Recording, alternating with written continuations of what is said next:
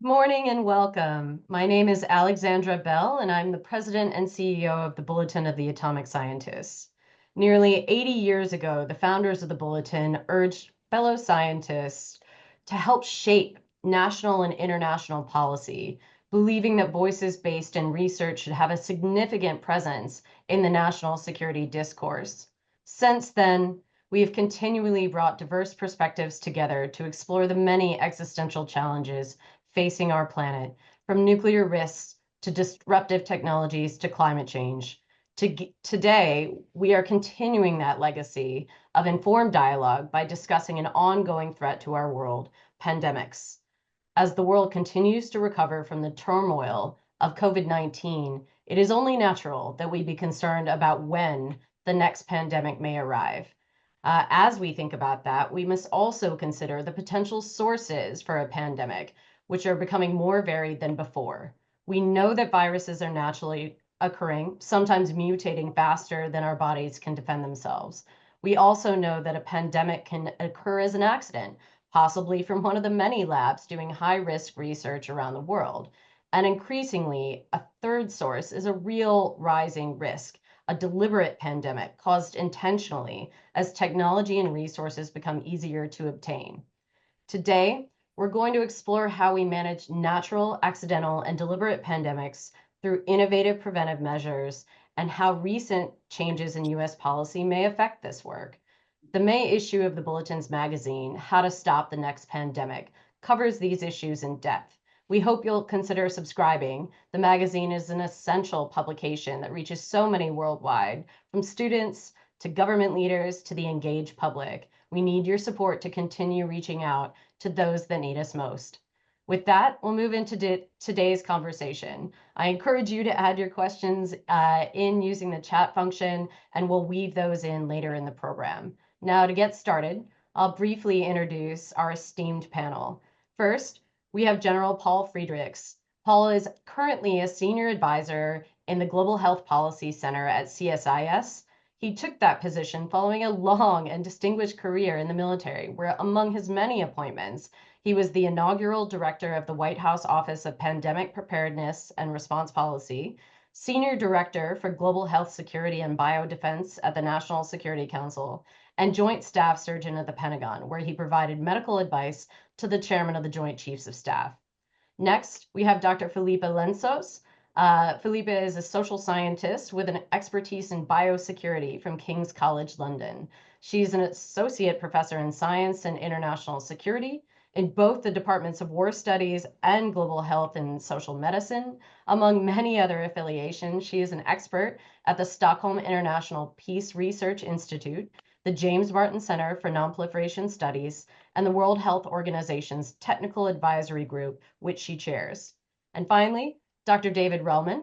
David holds 3 positions at Stanford University, the Thomas C. and Joan M. Merrigan Professor in Medicine, a professor in microbiology and immunology, and the senior fellow at the Freeman Spogli Institute for International Studies. He is also a member of the Bulletin's own Science and Security Board. He's part of the team of experts that sets the doomsday clock. Beyond that, he is part of a countless number of boards and advisory groups, and notable for this conversation, he served as senior advisor in the Office of Pandemic Preparedness and Response Policy at the White House from May 2024 until January of this year. All right, so let's start with a brief take from each of you on how the next pandemic might start. As I noted, pandemics can start in many ways, but what is a path that you are currently tracking or are most worried about? So Dave, let's start with you. Thanks, Alex. And I'll say it's a pleasure to be here today with everyone. I'm concerned about 2 basic kinds of origin with respect to pandemics, and in both cases, humans are increasingly the root cause. Of a direct human involved sort, I worry a lot about researchers who, for very understandable and sometimes very good reasons, are creating in the laboratory viruses about which we are most worried in order to study them and understand them better. And I worry about accidents occurring in that setting. And secondly, of an indirect sort, again, humans still involved, I worry about the increasing number and kinds of human encounters with animals and their viruses as humans build roads and settlements and intrude upon previously undisturbed ecosystems where these animals and viruses naturally reside. Thanks for that, Dave. Paul, your take? Well, as usual, I am in agreement with everything that David laid out there. I think I would offer a slightly different perspective, perhaps because we were so involved in the H5N1 avian flu outbreak. I would lead with that because 70% of the outbreaks that we've seen in humans arose in another species. And I think there's a poor understanding of that linkage and of the importance of building out surveillance across multiple species. And especially as we see the changes in weather patterns and the extreme weather events, the increasing number of vector-borne diseases, I think there's a growing vulnerability to those cross-species outbreaks. And then I would strongly second David's point. There after the pandemic, there was an explosion of the number of labs being built around the world to work with what we call high consequence or highly contagious infectious diseases or pathogens. Rightfully so. Many countries' big lesson learned was that they should not be reliant on another entity or country for their ability to protect their people. But there's no experienced workforce that's exploding from the cupboards. There's no years of well-developed oversight for those labs. And there's, thanks to the WHO, a good framework for what constructing those labs should look like, but not good oversight for compliance with that framework. And so I think even in the best of circumstances, we're seeing a significant increase in the risk of accidental events that might lead to a pandemic. Felipe, more thoughts? Well, hello. Thank you, Alex, for convening us. And hello, everybody. Coming third in, it's hard not to repeat and agree with the things that have already been said. Certainly, I think one of my biggest concerns at the moment is really around some of the high-risk biological research that's being done, or the potential for the sorts of research that could be done. There, I'm very much in agreement with both David and Paul. My reasons for that is also there could be accidents coming out of that. There could also be inadvertent support for eyes that are looking at this kind of work to convert it into something more harmful, to deliberately convert it into something more harmful, or repurpose it into something more harmful. So I think that whole part of what we're seeing in terms of high-risk research, that is an area that I'm particularly concerned about. I also wanted to raise another issue. I'm glad, Paul, that you brought up kind of climate change, and David, you also brought up just increased interactions between viruses and humans. But I think another aspect that also involves humans, but in a very different way, is really our belief systems. And here I'm thinking particularly about people stopping believing in science, stopping believing in vaccines, stopping believing in medical authority, and so on, all of which is fueled by deliberate information manipulation, fueled by our small social bubbles that we are, and echo chambers, and also fueled by AI to some extent. It's becoming harder and harder to separate fact from fiction, and truths from untruths. And I think that is harming us too, generally, but also in the biological and disease space. Thanks for that. Alexander, Oh, please go ahead, Can I Paul. jump in on that? I think that's such an important point that Felipe just made there. And I suspect that many of those online and who are interested in this have read John Barry's really excellent book on the Great Influenza, entitled The Great Influenza, that speaks about the 1918 pandemic. I think the last two chapters of that book are perhaps the most valuable and most germane because they describe a very similar phenomenon that happened following the pandemic, in which there was first this incredible revulsion and anger and frustration directed at scientists and others who the public had trusted to protect them, who were deemed to have failed. And then it describes how politicians very adroitly manipulated those emotions, those strong emotions, for political benefit. And then it describes the nearly 15-year journey that scientists went on following the pandemic to clarify the source of the pandemic and to better understand the science of what actually happened. And all three of those points are incredibly important to where we are today. These are appropriate and normal emotions that people are feeling after a horrific event that killed millions of people and destroyed jobs and industries.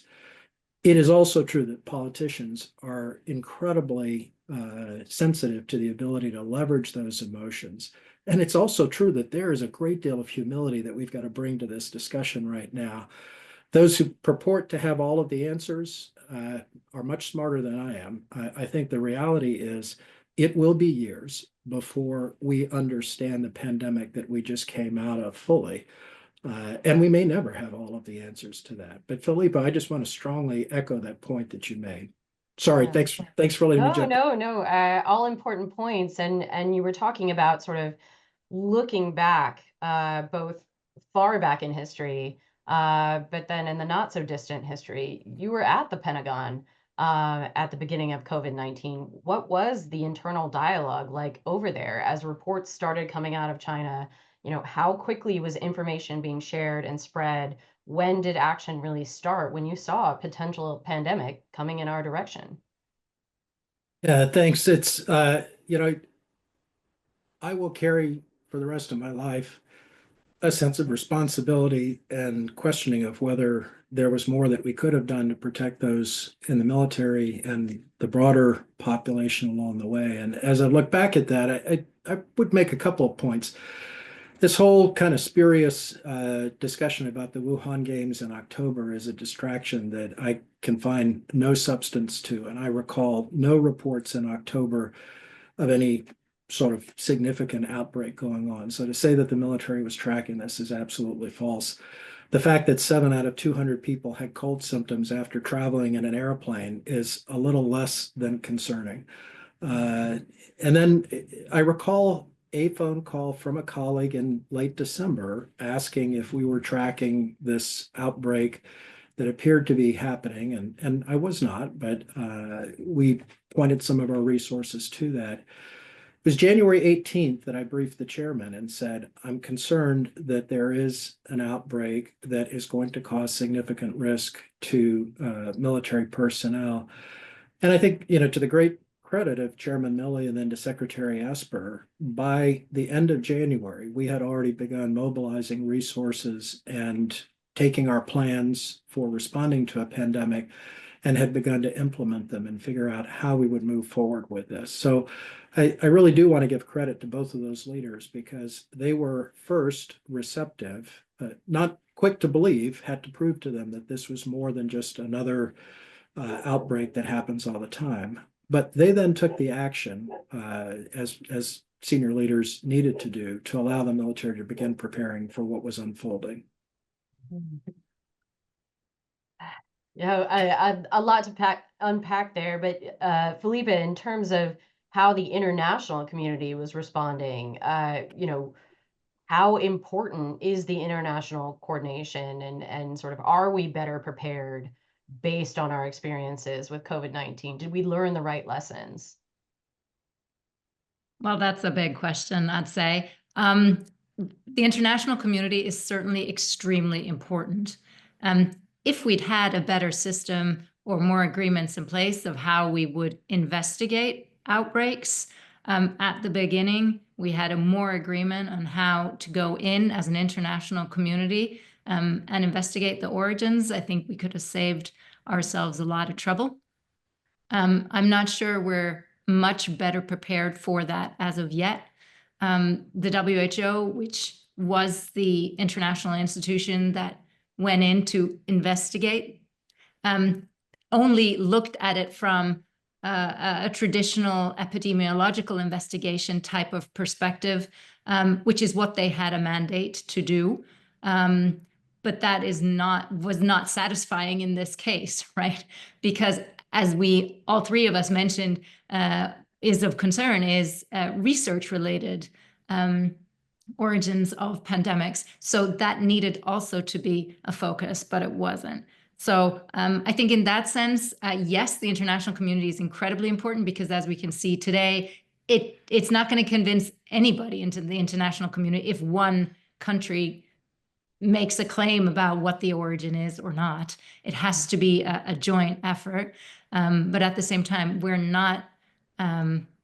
still not prepared in terms of agreement on how we go about investigating an outbreak, which does take place on sovereign territory, and you would need cooperation from that country in order to carry out a proper investigation.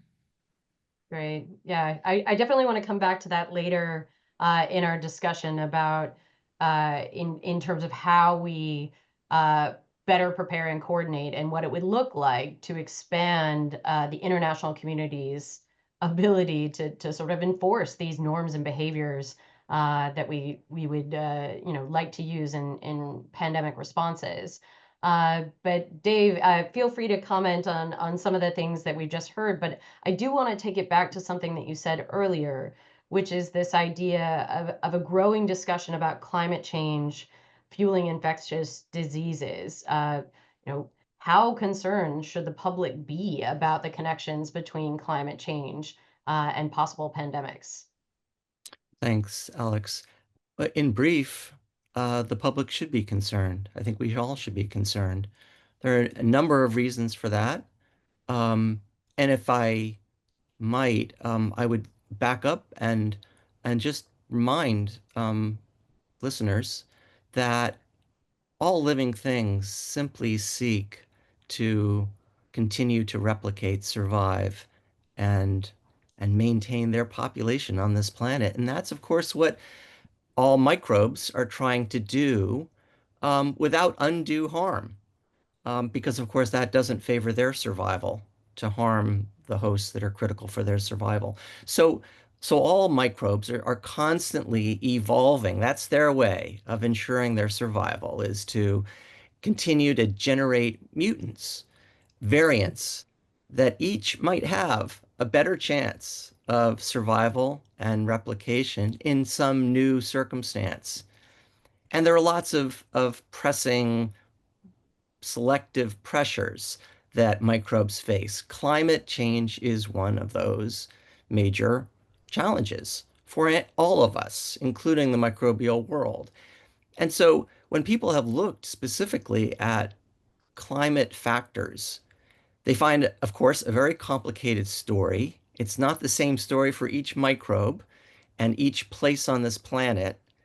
Every story is context dependent. And so I could say in general that we know that in most cases, microbes are going to be forced to move and survive in new places, resulting in new encounters with hosts that have not had a chance to adapt, and they to them.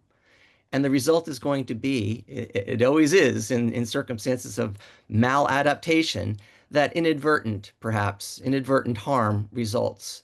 And there are some very good studies now that show that most infectious diseases will worsen in the short term with all of the variety of factors that go into a changing climate, from temperature to changes in rainfall to severe weather events to even indirect effects like the migration, mass movement of people and the compromise of sanitary systems, et cetera, on and on.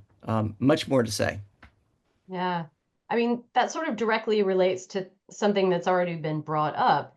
If climate change is going to create a situation where new or potentially, long forgotten pathogens may be introduced, into the broader public, coming at a time where we've got a new issue of vaccine skepticism. How are we going to manage that? The trust in science and vaccines is eroding at an alarming rate. A recent Gallup poll showed that since 2001, overall U.S. favorability about childhood vaccinations dropped nearly 20%. And that skepticism is not, just in the United States. So how badly is this shift leaving us exposed to new possible outbreaks? We'll Yeah. start, Dave, with you, and then we'll go around. Well, and there have been many good relevant comments already made. I would just point to an interesting dichotomy, which is, on the one hand, the amazing success of global science and biomedical science in creating insights and tools that we couldn't have dreamt about even 10 years ago. And so, on this one hand, I think we could take a very positive outlook and say, where there is a will, we have ways of improving our lot with respect to infectious diseases. We have technologies, we have new concepts, we have ideas, and with proper will and resource, we could have the means by which to produce and then distribute these tools. But the other side of this dichotomy is the very problem that Philippa and Paul and you have just alluded to, which is that we don't necessarily have that will or understanding or commitment that allows us to take advantage of these tools and insights that we at the same time have generated. It's a very frustrating thing to see, and I think we could also turn to science that teaches us how to understand how people, as individuals and populations, form their opinions and their beliefs, the belief systems that Philippa spoke about. And perhaps we ought to be looking more closely at the lessons those behavioral scientists, for example, have learned. Paul, same question to you. How do we manage a world in which people are not taking advantage of the scientific, discoveries that we've made? You think about the polio vaccine, the smallpox vaccine; those were revolutionary in terms of human life across the world. How do we get back?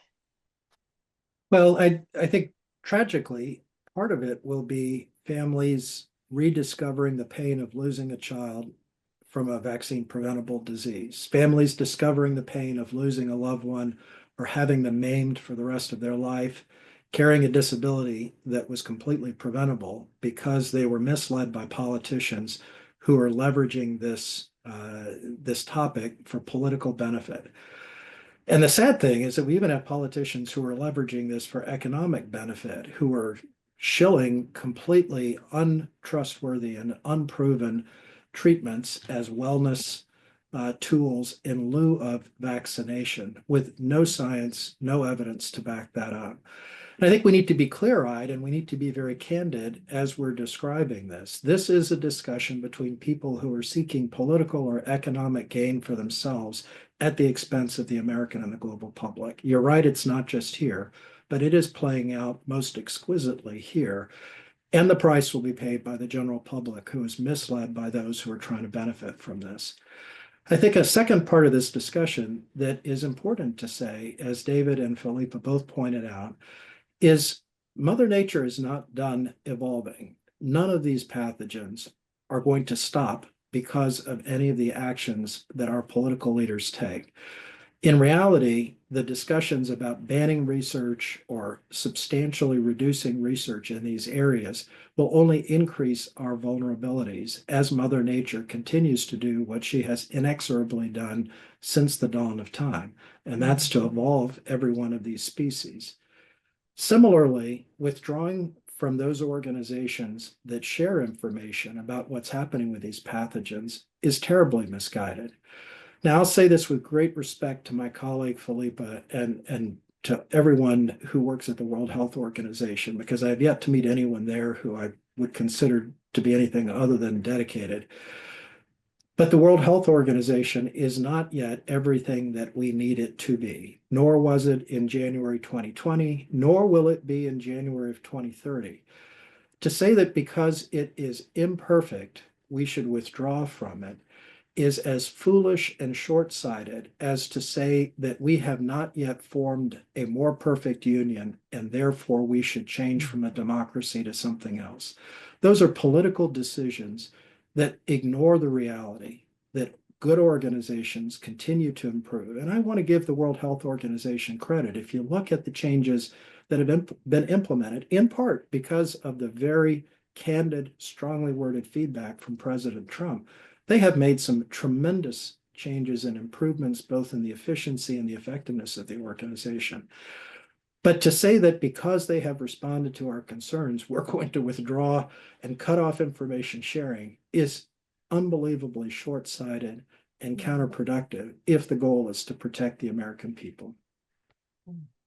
Thanks for that, Paul. And as a former diplomat, I truly believe that international organizations are as effective as we want them to be, collectively as nations. And it's a matter of choosing to allow these structures to have the effectiveness that we want them to. So, a lot of these issues that we've already talked about were the focus of something that the Bulletin hosted recently. It was a task force called the Pathogens Project. And we were bringing together multidisciplinary experts to address the risk posed by technical advances in the life sciences. So Felipe, you served as the project director for this project. So can you give us a brief overview of the project and some of the key takeaways that are relevant to pandemics and what we're talking about today? Yes, I will in a minute, but I just want to come back and also address the same question that was put to David and to Paul. First, just a small correction to what you were saying, Paul. I'm not working at the WHO. I, serve as an advisor to the WHO. And I completely agree. The response cannot be to withdraw from the WHO, even though this body is as far from perfect as most things are. But just on this topic of what do we do with these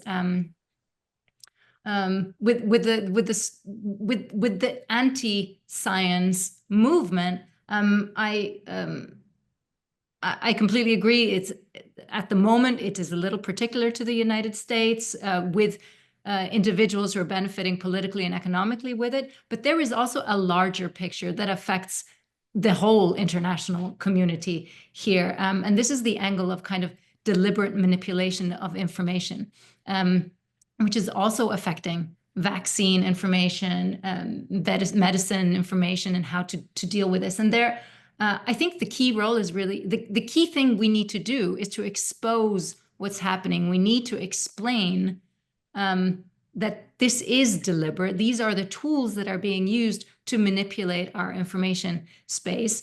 There are various responses we can have to that as individuals, as organizations, as countries. And they include pre-bunking some of the information. It includes debunking when clearly false information is spread out there. It can also include completely ignoring certain narratives that are put out as a way of not engaging, not fanning the flames. But there are also other ways in which you can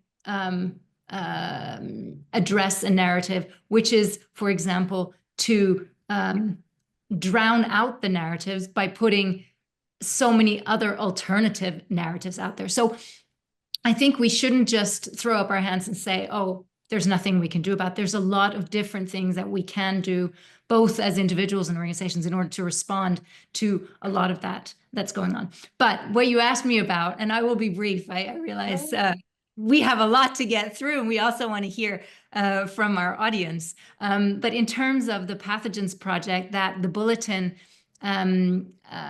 established in 2022, where, as you said, I was co-director alongside Jesse Bloom. And of course, David was one of the 4 chairs on the project too. And what we were tasked with doing was really to look at the subset of high-risk experiments that could plausibly source a large disease outbreak. So the sorts of things that we looked at there, the sorts of research, high-risk research that could plausibly source a pandemic would be things like, clearly when you are doing research with pathogens that are known to spark, for their ability to spark a pandemic, or research where you are manipulating pathogens that are currently not thought capable of sparking a pandemic.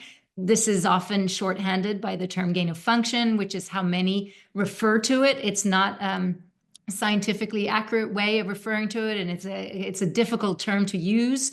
But that's how, in common parlance, it's often referred to. And then finally, it could also emerge from, or pandemics could also be sparked from discovering newly, unknown pathogens that have characteristics closely related to potential pandemic pathogens, but that you simply don't know that those are the kinds of pathogens that you're dealing with. So at the end of the day, our group, which consisted of a wonderful assembly or array of international experts from with a great many different disciplines and representing many different perspectives across the globe. And we had an absolute ton of dialogue, some of it also very public and engaging with different perspectives on this. What we came down to in the end was essentially that for research, first I should say, for the vast majority of research that's being done on pathogens, what we currently have in place in terms of regular occupational health and safety regulation, that adequately covers the biological risks to the researchers themselves. But when we're talking about research and pathogens that could potentially spark a pandemic, we're not just worried about the researchers, we're worried about the local community and the broader community as well, the global community. And so special governance measures are warranted in this situation, is what essentially our task force came down to. So our bottom line was that research with pandemic risks should only proceed when the research can be conducted safely, securely, and responsibly. When you can demonstrate that there are no, reasonable alternatives, and that there's not other safer research that could reach the same research results. And finally, that you'd have to be able to, the researchers who'd want to carry out that kind of very high risk research, they would have to be able, them or their institution would have to be able to adequately provide assurances of some sort of substantial benefit in not the way distant future, but in the fairly near term. And they would have to have a plausible plan for equitable distribution of those benefits, because so often the risks are carried by the groups of people who often are not the beneficiaries of that research. Thanks for that excellent outline. Dave, as was mentioned, you were a part of this project as well. So please feel free to add any key points you have, but also perhaps can you dig a little bit deeper about the issue of global standards in labs, and if the risks are increasing or decreasing in terms of management of BSL-4 maximum containment labs. We can put a link to the interactive map that the Bulletin hosts about BSL-4 labs. So maybe a little bit about the risk. What are BSL-4 labs, and how closely should we be watching that work? Sure. First, just a brief comment about the atmospherics. What made the meeting, I think, particularly valuable was the mix of people that we were able to bring together, which included some of the very scientists who are leading at the cutting edge of this work that entails risk, as well as those whose day jobs are to worry about those risks and to figure out plans for managing those risks. So it was a very honest and direct conversation between two sides that aren't often brought together in the same place.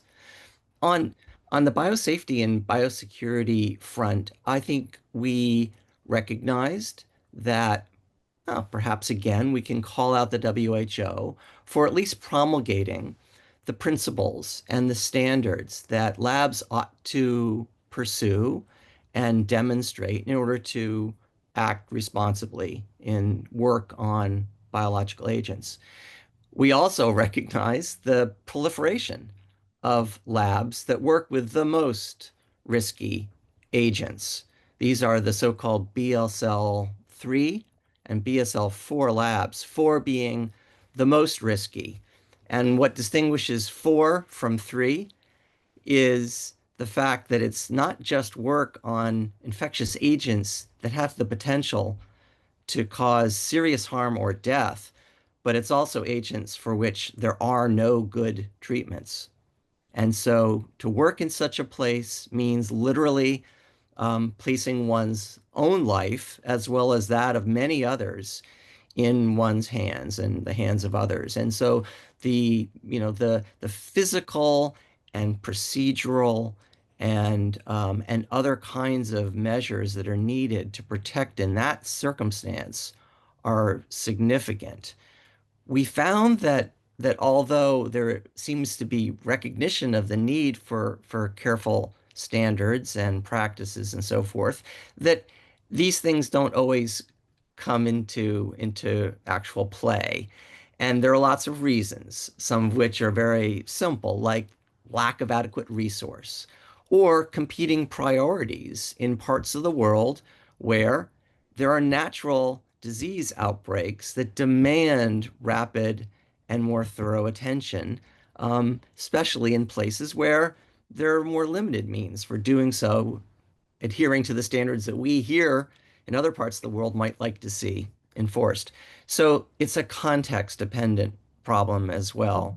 And at the end of the day, I think we have to recognize that there are probably many more accidents that occur, inadvertent misadventures, than we would like to admit, or that perhaps we even know.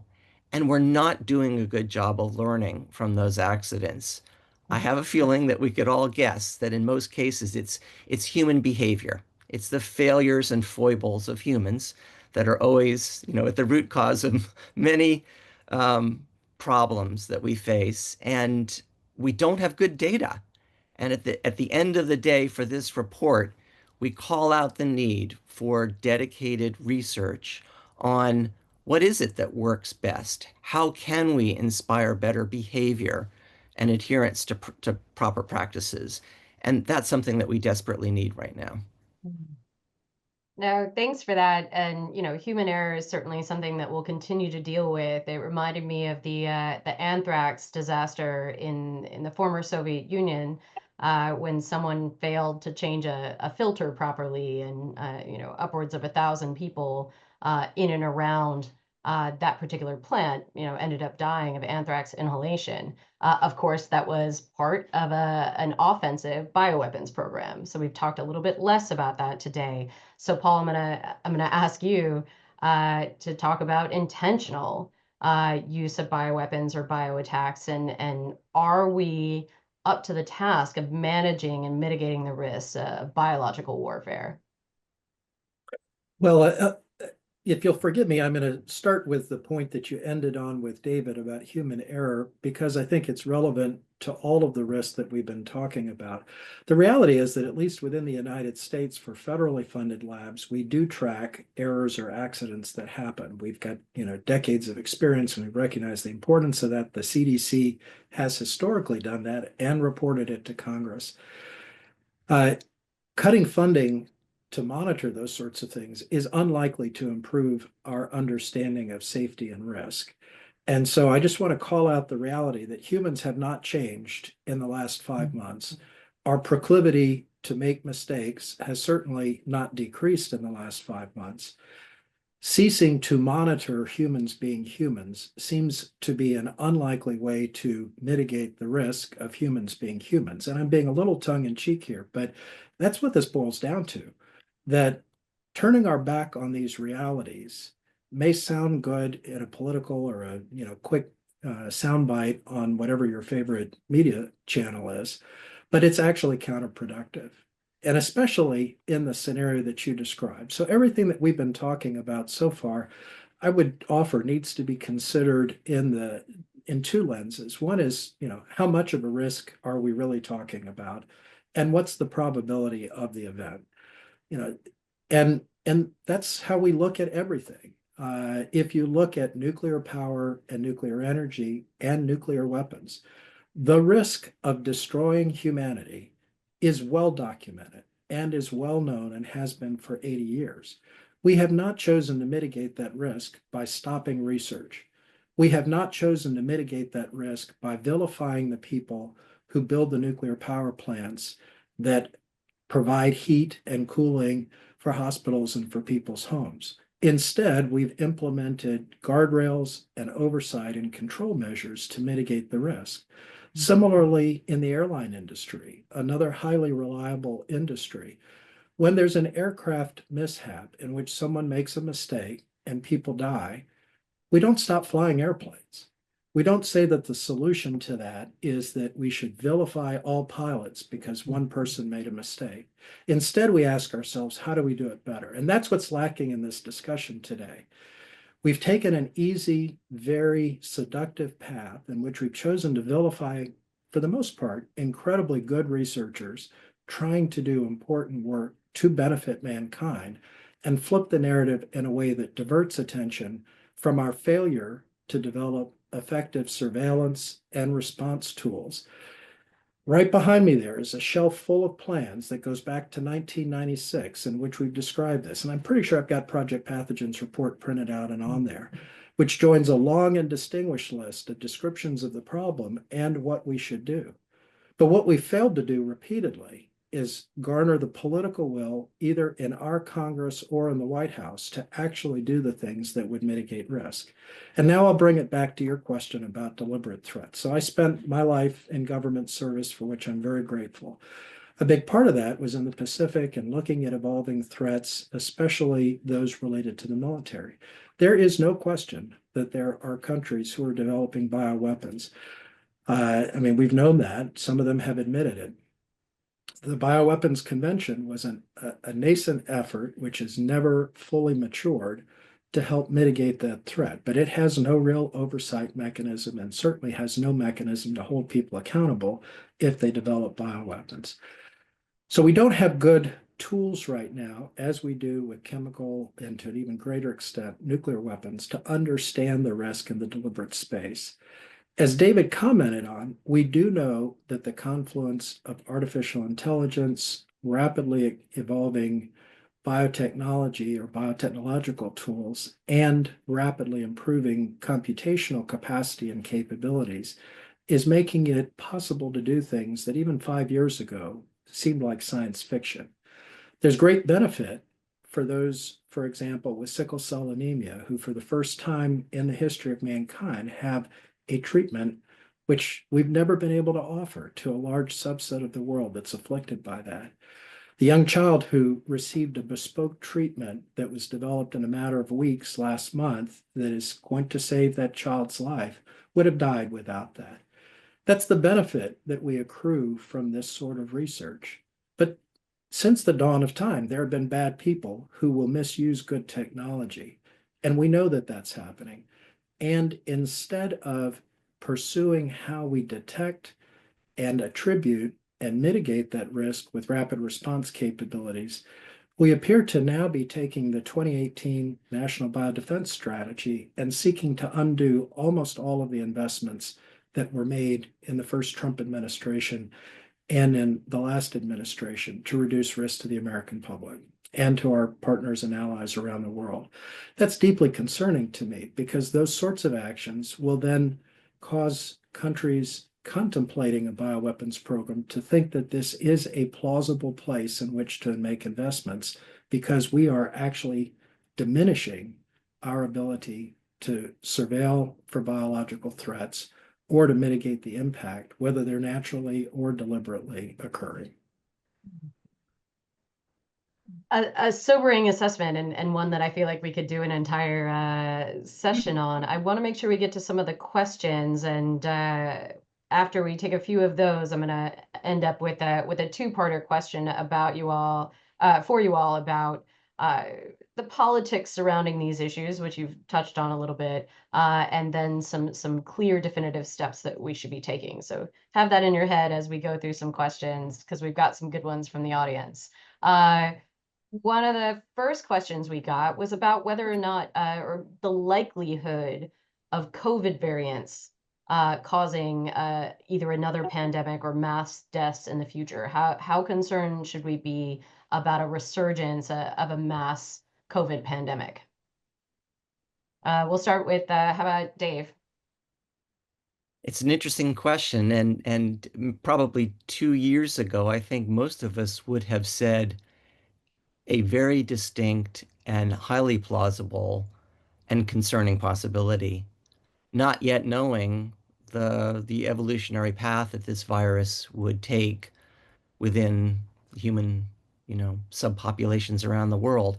I think you would probably have to say today, some years later, that that is a little less likely if you're just a betting person, only because we've now had more time to watch the evolution of this particular virus and watch the growing and rising levels of immunity amongst most people on this planet. And so I think the paths available to this virus have narrowed, and we certainly could imagine a human-made variant that would be designed to evade much of the immunity that we now have all acquired.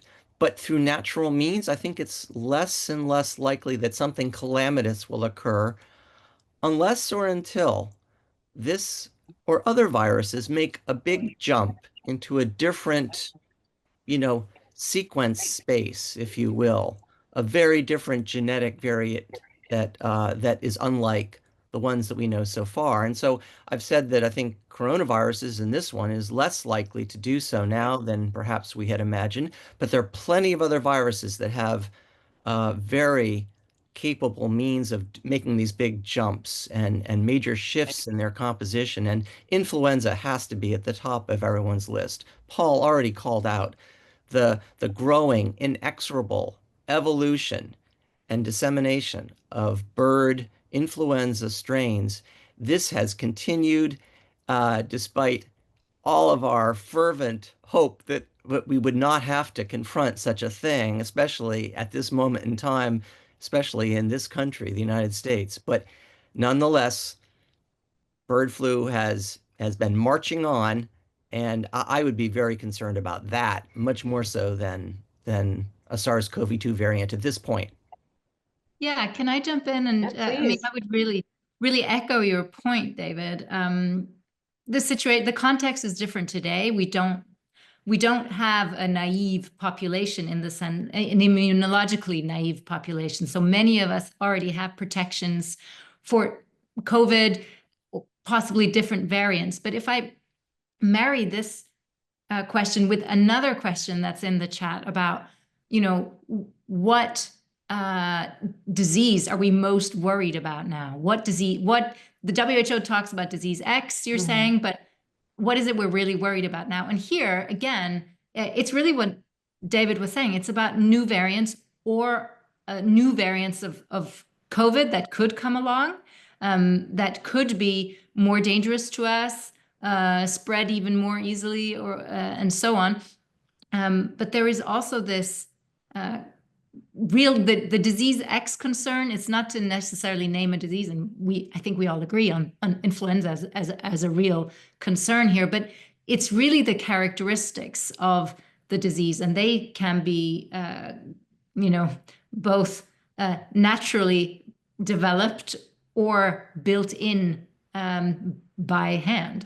And so what we are particularly concerned about is how harmful the pathogen is, so how much harm it can cause us, its pathogenicity, if you like, and also whether or not we can control it, so how easily it spreads or its transmissibility.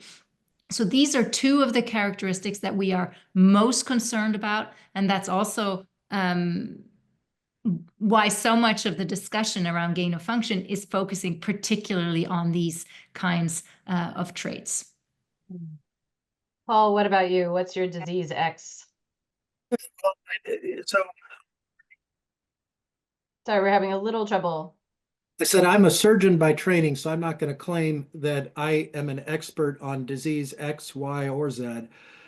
But what I would offer to complement the comments from my two remarkable colleagues is the best scientists and physicians that I've worked with now in 40 years are the ones who bring a deep sense of humility to the practice of medicine or to biopreparedness. Because the reality is, at least in medicine, we talk about art and science. While we have learned a great deal, and there is much more still to know, there is so much that we don't understand. And there are so many things that happen completely blindsiding us. To David's point about influenza, we have been worried about another influenza pandemic since the last influenza pandemic, and rightfully so.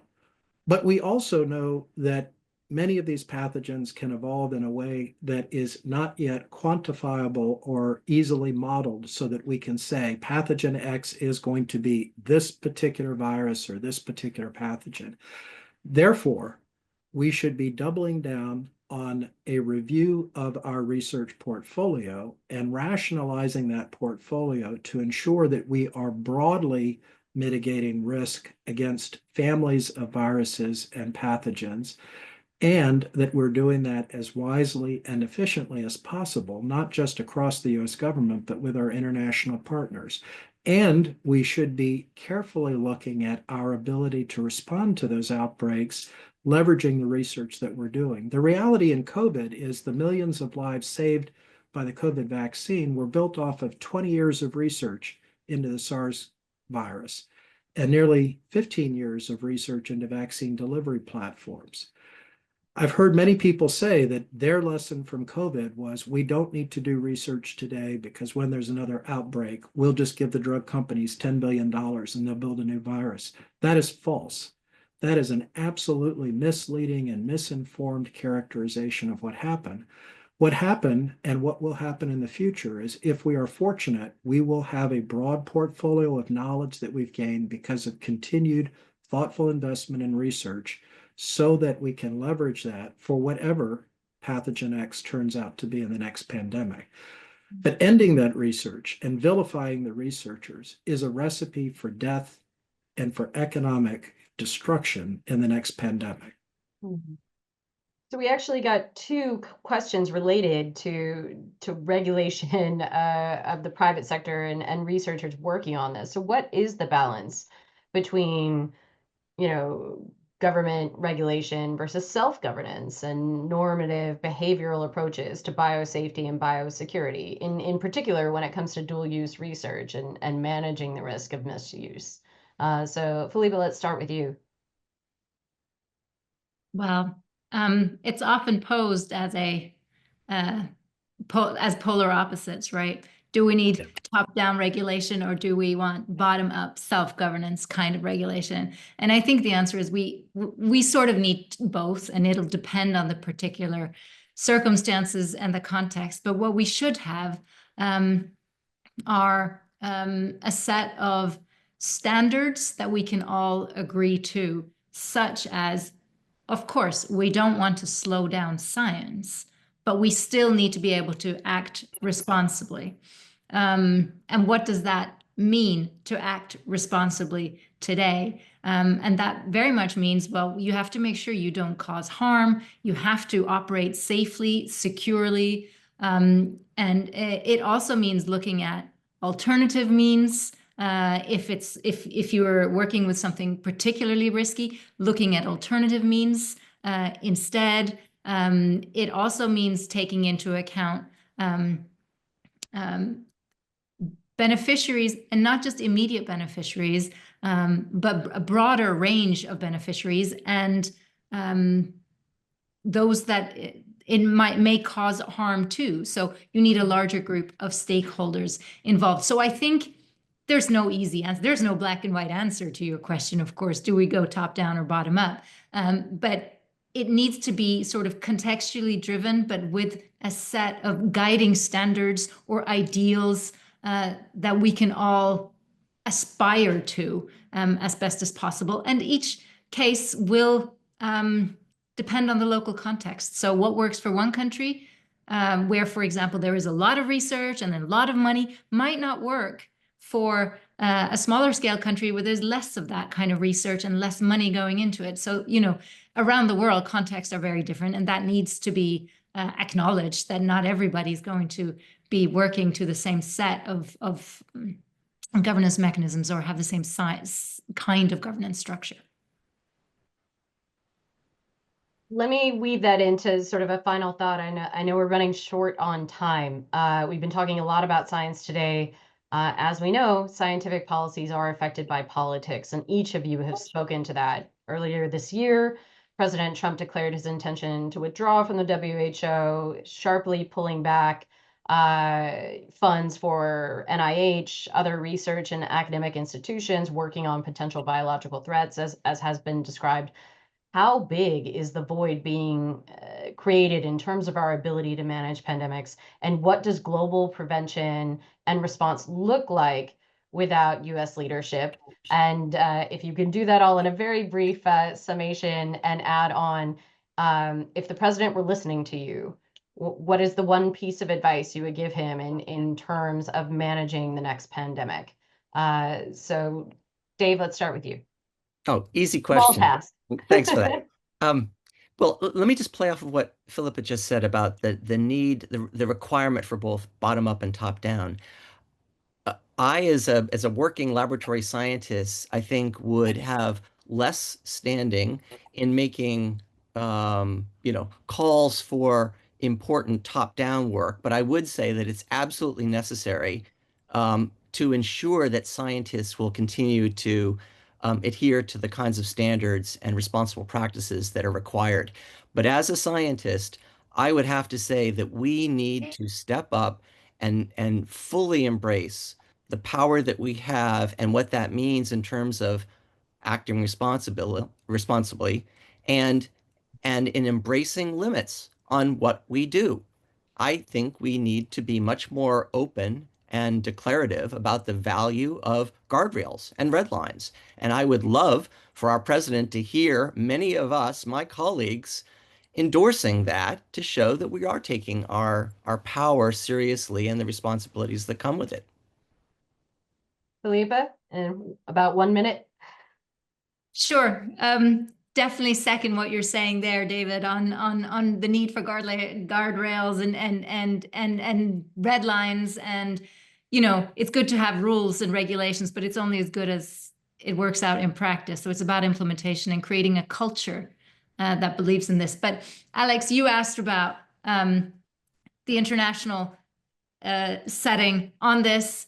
With the US pulling out of the UN, of the WHO, of disengaging with arms control, and so on. And of course, this has huge effect. This lack of US leadership has incredible effect on the international scene, which is creating its own new risks. I would argue, in this area. So if the one thing I would say to the Trump administration is don't leave, re-engage. You have much more power when you are engaged, even if the processes are not perfect.